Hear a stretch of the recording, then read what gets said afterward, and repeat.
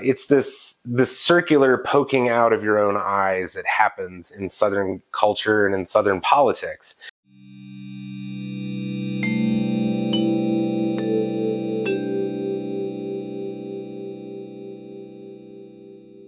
Black Star Rising is the first Frederick Pohl novel I have completed. I have not read the Heechee series. I have not read Gateway. And aside from just some random Frederick Pohl short stories throughout my life, this is pretty much it. So I don't have a lot of interstitial knowledge to give you on this, and this has been a sort of a reading of discovery for me. Right off the bat, I'll say that I had pretty high hopes for this novel, but they were guarded. It's not a well-known novel. It's on nobody's top 10 list, and I don't really think it should be.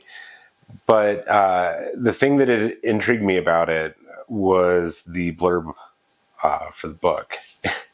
And in the blurb, it discussed the sort of general issue at hand, plus the setting. And the setting is what intrigued me the most. This book is set in the place that I grew up, Biloxi, Mississippi.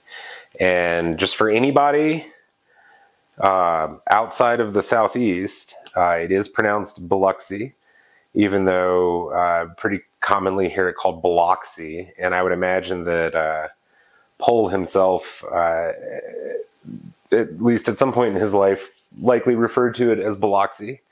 But it is Biloxi. And it's interesting. It was, for me, I wanted to see what he was going to do with that. It's an odd setting. It's an odd place. And I'll kind of go into more specifics about that in a little while. But that was my pull. That was the reason that I chose this book next. And it was just by happenstance that I was going through books, I was listing books, and glanced at the back of this one and was kind of surprised at what they had chosen. So essentially, this book takes place in the 2080s, roughly, and it is in a version of the United States that it has been populated by Chinese colonists. And this is post mutually assured destruction. So the United States and Europe and Russia launched their ICBMs at one another and destroyed each other. And essentially what that left was the United States is a general wasteland, not a complete wasteland, but general wasteland. And Europe in roughly the same condition, Russia in a fairly dismal condition. And the two powers left at the end of this confrontation were China and India. And between the two of them, since they were basically what was left of civilization, they carved up the rest of the world. And India got Europe and Great Britain, and China took over pretty much everything else.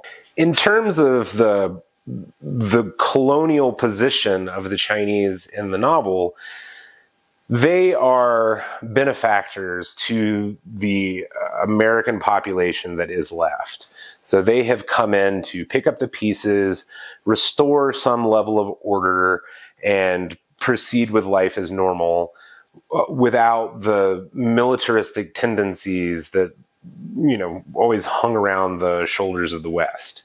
And it's an interesting perspective for a writer like Pohl to take in the 80s. And as I was beginning the book, I was really trying to put my finger on where his political stance was. And I think that this is where he succeeds in at least one place. And that is, as a good writer, I think that it's possible to write a fiction in which you do not fully disclose all of your own political leanings or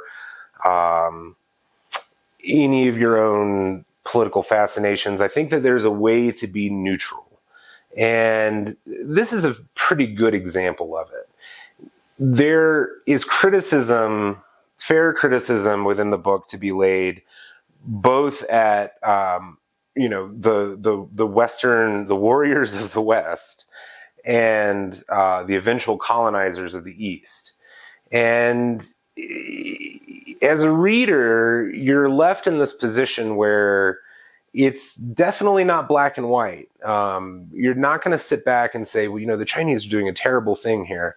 It's not that clean cut, and in a lot of ways, you can see the arguments that they make for the beneficial existence that they have within what's left of the United States have some merit. Now, the story itself starts in Rice Paddy, and trying to put my finger on exactly where he was putting the action in terms of the regional geographic locations that I'm familiar with, it took a little while for me to really put my finger on it. But what he's essentially done is taken this area on the west side of Mississippi, near the Pearl River, and in what would be Poplarville or Hancock County, and he's essentially set up an American commune in this area that is governed by loose Chinese overseers. So the commune produces grain, it produces rice specifically for the region, and they are provided necessary accommodations to support them. But there are a lot of social factors that are really interesting, the way that Pohl chose to weave current contemporary Chinese self-criticism versus the inhabitants, the southern inhabitants of this region. So, and what I mean by that is this. So, in a lot of Chinese re-education, personal re-education, communal re-education, or re-education may not be the appropriate term for this. Forgive me for using the wrong terminology, but there are noted instances where members of a community will point out publicly the flaws and failings of the individual members of the community, as in a public shaming context. And the way that this is done within Chinese society, and it is still done today for various reasons and various motivations, but essentially it is to purge certain behaviors from a community through the use of communal public shame. And for me as a Southerner, it's a beautiful dichotomy, and that really is what this book is all about. Is about dichotomies. The Southern behavior, and we can see this in national politics today, is to hide your own failings by putting the spotlight on someone else, probably an underprivileged or even discriminated community. There's this thing that happens socially where if you string up a line of humans that you want to shame in Southern society, and you kick one really hard, like, he's going to do that thing where he turns around angry at the next guy who's, quote, lower than him, and he's going to kick that guy even harder, and so on and so forth. And it's this circular poking out of your own eyes that happens in Southern culture and in Southern politics. And that did not escape Pohl's observations. In this commune, you're introduced to a character named Castor, Pettyman Castor, and Castor is essentially a proto-Morty character. He is a person in his early 20s who is ethnically North American and has grown up under the rule of the Chinese occupiers, and generally has few complaints. He's just sort of a simple guy living his life. He has the simple guy motivations. He wants to get laid. His marriage is falling apart at the beginning of the book, and it sort of takes him for a weird turn. But his general level of competency is that of a Morty. And it's entertaining to a point, but the unfortunate thing is that what Pohl ended up doing with his main character is actually making him really thin. And he's not a well-rounded character. He's not a character that you necessarily root for. You see him change, you see him adapt to some extent, but by and large, he's kind of a throwaway. And that really is the case with all of the characters in this book. You know, they're half fleshed out. They're thrown on the page, and you could take them or leave them. There are other regional quirks that are interesting that probably don't deserve a lot of discussion, but one of the main plot points is necessary to this deep sky radio telescope that is positioned in Biloxi. And it's sort of described that, Castor loved to travel outside the commune and go down towards the Deep Sky Observatory, and, lustful for the life of, what could have been. And, he wanted an education. He's fascinated by space. He does long for the history of Western conquest of space and all of that sort of thing. And those are definitely motivators throughout the first half of the book. And it's interesting. This is an absurd complaint, but regionalistically, the way that it's described that Castor travels from the commune at the Pearl River to Biloxi it's a bit unreasonable, just based on distance, but whatever.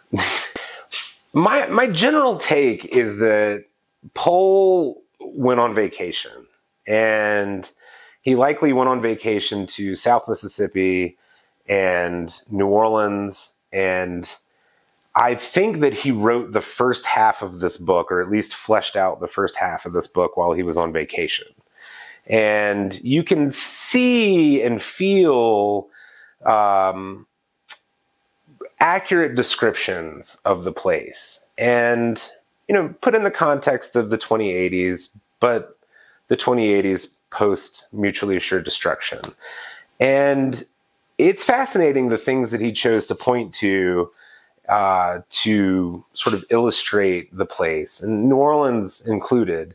New Orleans and the area south of New Orleans, which is even now just sort of a swampy wasteland area, and it has its own charm to it. But I genuinely think that he went on vacation to this area, fleshed out the first half, and then went home and wrote the second half. The second half, the book really goes downhill for me. And I can't really discuss much about the second half without giving a lot of spoilers away, because there are some definite spoilers just to kind of explain the second half.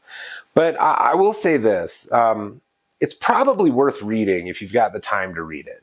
And I think it would be interesting for anybody reading it to look at the second half in terms of this constant dichotomy that the book presents.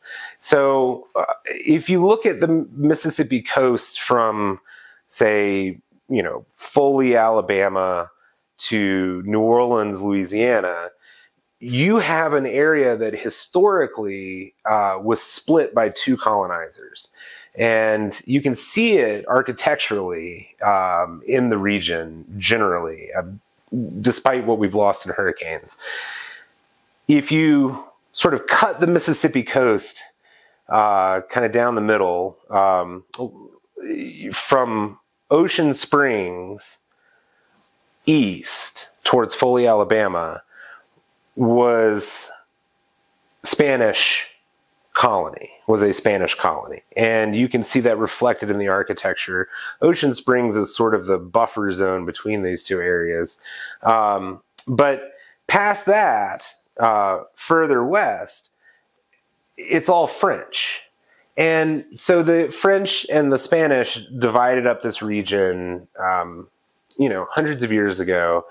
And the region was brought into autonomy, with the Louisiana Purchase and so on and so forth.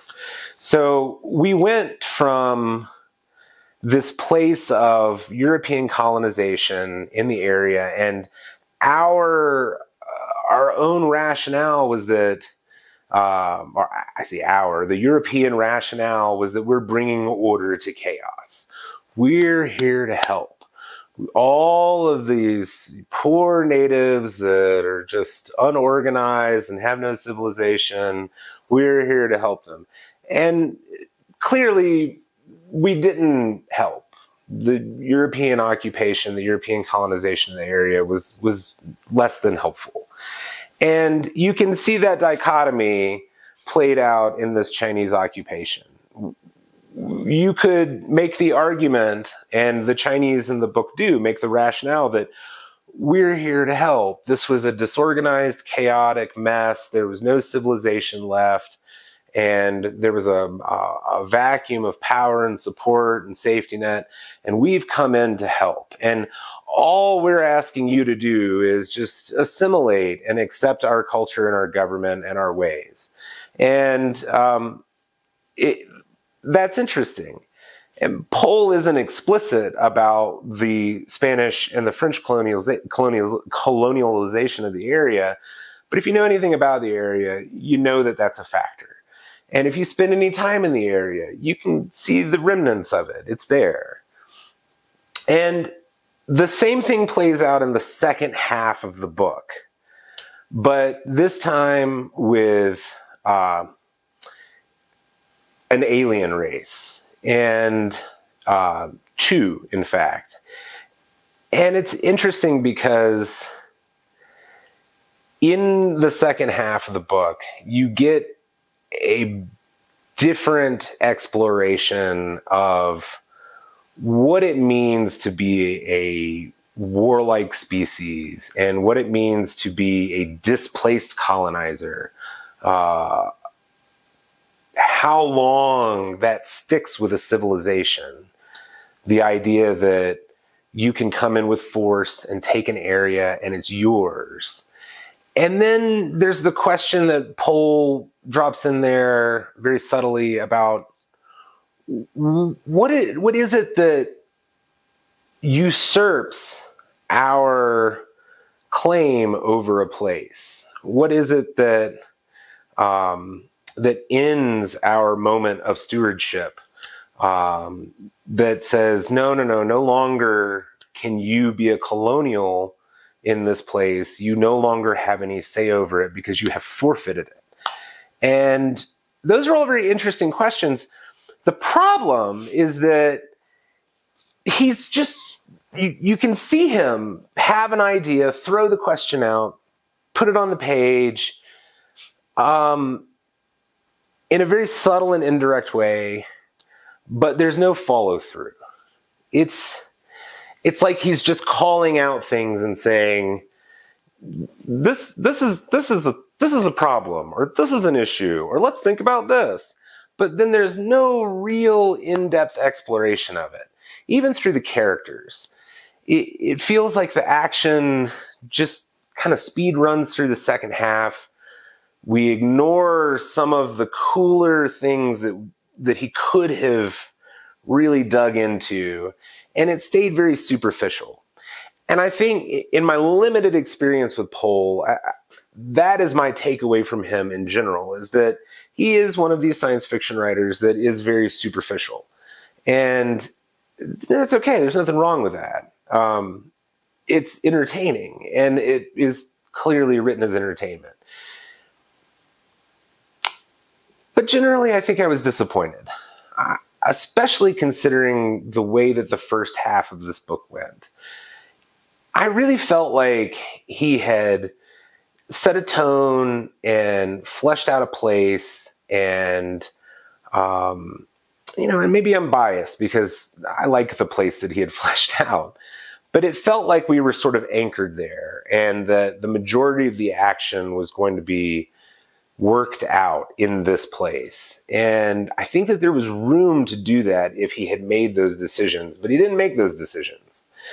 And ultimately, what we're left with is just sort of a thin meh, meh, meh. It's not a 5. It's not a perfect 5. It's not a 5. It's definitely not a 6. If we're going to rate it anything, we're going to rate it a 4. And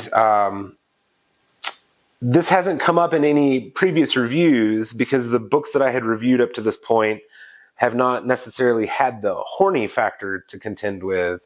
But I will give this book 3 horny bonks.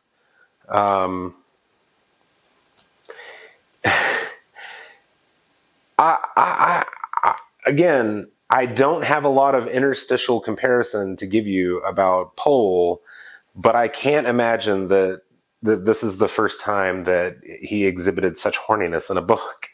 And it's just needless. Even as he's using it to develop these 2 particular characters, it doesn't really do anything other than demonstrate some level of weakness on the part of these 2 characters, but it didn't need to be demonstrated. We could already see why they were weak without the horny. And yeah, I don't know. It just seemed unnecessary. When it first came up in the book, I thought, well, that was handled well. If that's the only instance of horny in the book, that was handled pretty well. But it wasn't. It wasn't. And yeah, there's various levels of horny in this book that don't add anything to it. And it's a lesson that I personally, as a writer, have had to learn because, my imagination tells me that he had an editor who's beating him on the head saying, "Damn it, Frederick, sex sells, get them fucking and they'll sell," and I'm sure that that's the way it went. I'm sure that if you read, most pale attempts at science fiction,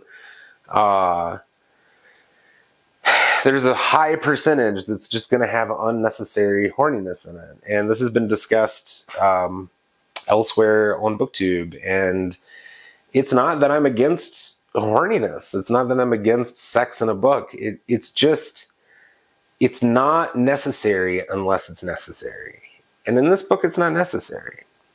And this isn't a declaration to not read this book. I'd actually give it a read. I would not feel bad if I DNF'd it. If you got, say 3/4 of the way through, that's it. That's what you're going to get out of it. And although the ending is an ending, it's an ending. You don't really. It doesn't give you anything that the book hasn't already given you.